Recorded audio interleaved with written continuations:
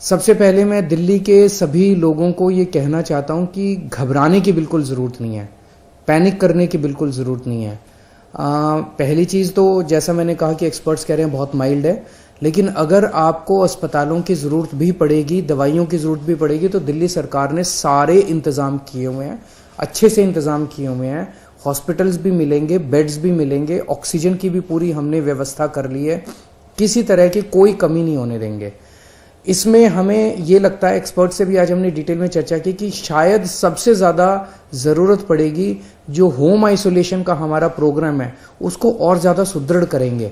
Home isolation के programme को, क्योंकि मोस्टली केसेस जो हैं वो घर के अंदर ही ट्रीट होंगे, तो 23 तारीख को मैं दोबारा एक होम आइसोलेशन के पूरे मैनेजमेंट के ऊपर उसको पूरा रिव्यू करने के लिए मैं एक मीटिंग रखूंगा, ताकि होम आइसोलेशन का हमारा प्रोग्राम जो है वो सुदृढ़ रहे। दूसरा, आज एक इंपॉर्टेंट निर्णय ये लिया गया कि अभी जितने भी केसेस, कुछ दिन से केसेस बढ़ने लगे हैं, जैसे पहले रोज आ रहे थे 15 केसेस 20 केसेस, लेकिन कल 100 के पार कर गए, 100 से ज्यादा केसेस आए हैं। ये केसेस कौन से हैं? क्या ये ओमिक्रॉन है या ये पुराने वाला वायरस है, नए वाला वायरस है? अभी तक केवल एयरपोर्ट पे जो लोग आ रहे थे उनकी हम टेस्टिंग कर रहे थे।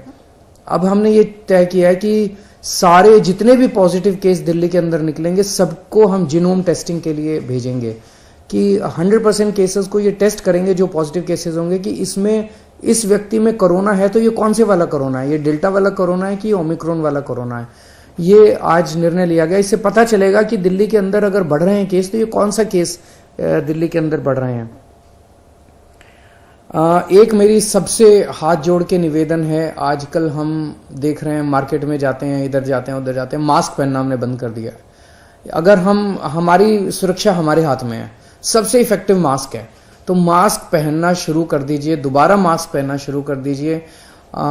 ये जो बार बार सरकार बोलती है, मैं बोलता हूं आपको, ये मैं अपने लिए नहीं बोल रहा, ये आप ही की भलाई के लिए बोल रहा हूं, आप ही के स्वास्थ्य के लिए बोल रहा हूं। बीमार पड़ेंगे, कोरोना होगा, क्या फायदा है? तो फिर से आपसे सबसे निवेदन है सब लोगों से कि मास्क दोबारा पहनना शुरू कीजिए। केंद्र सरकार से मेरा निवेदन है कि अभी दिल्ली में हमने लगभग 99% लोगों को फर्स्ट डोज दे दी है, 70% लोगों को सेकेंड डोज दे दी है। हम चाहते हैं कि अब बूस्टर डोज अलाउ की जाए, इस बारे में केंद्र सरकार परमिशन देता है। तो मेरी केंद्र सरकार से निवेदन है कि जो लोग 2 डोज ले चुके हैं उनको बूस्टर डोज देने की इजाजत दी जाए, ताकि लोगों के अंदर लोग और सेफ हो सकें।